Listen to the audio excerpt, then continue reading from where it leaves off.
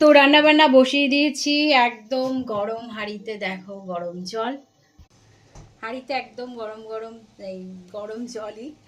আর এই চালটা দেব, এই হচ্ছে ব্যাপার। আজকে একটু ভেজ ফ্রাইড রাইস করার ইচ্ছা আছে, করব মানে করার ইচ্ছা। এই দেখো গাজর বিনস মটরশুঁটি একদম ফ্রাই হয়ে গেছে, আর সাথে করব ডিমের কষা।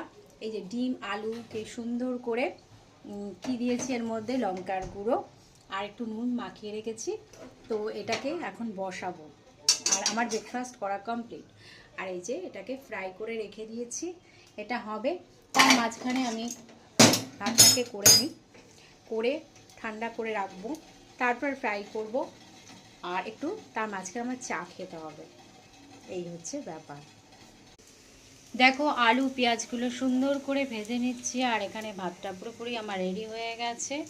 এরপর কি করব, এর মধ্যে ঘি দিতে হবে, এই যে ঘি, এই ঘিটা এর মধ্যে দেব। আর ডিমটাও ফ্রাই হয়ে গেছে, এই যে ডিম ফ্রাই করে রেখে দিয়েছি। আর একটু মশলা টশলা দিয়ে ডিম আলু কষাটা সুন্দর করে নেব, একটু পেঁয়াজটা যাতে লাল লাল হয় সেই চেষ্টাটা করছি। আর এরপর কী করবো, এই যে আদার পেস্টটা আছে আর একটু নেবো, নিয়ে এর মধ্যে দেবো, আদা দেবো আর একটু মশলা দেবো।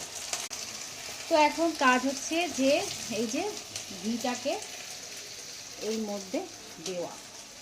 তো ভাতটা যেহেতু হয়ে গেছে আর ভাতটা একটু গরম আছে, তো ঘিটা দিলে আমার মনে হয় যেটা যে তাহলে একটু ঘিটা ভালো গরমের অবস্থায় দিলে ঘিটা বেশ ভালো মতো হবে। তো চলো, এই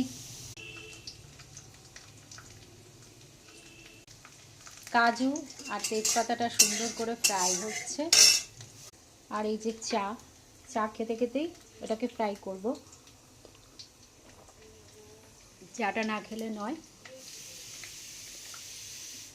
তো চলো, ফ্রাইটা বাকি আছে।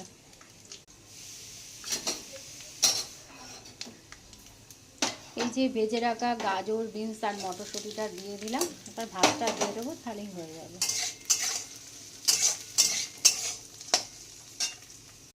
তো রান্নাবান্না পুরোপুরি কমপ্লিট, এই দেখো সুন্দর হয়েছে, ভীষণ সুন্দর হয়েছে। আরও সাদা হয় কিন্তু আজকে হলো না, হয়তো জলের জন্যই। দেখো সব কিছুই দেখা যাচ্ছে, গাজর বিনস কাজু বাদাম মটরশুঁটি ডিমের কষা। তো এই যে দুপুরবেলা খাওয়া দাওয়া হবে, ইচ্ছা আছে একটু বেগুনি করার, কিন্তু প্রত্যেকটা তেলের খাবার তো আর মনে হয় না যে বেগুনি করে খেতে ইচ্ছাও করছে না। তো যাই হোক, এই আছে দুপুরবেলা খাওয়া দাওয়া। তো আজকের ভিডিও যদি ভালো লেগে থাকে তো প্লিজ লাইক কমেন্ট শেয়ার করো। তো আজকের মতন টাটা।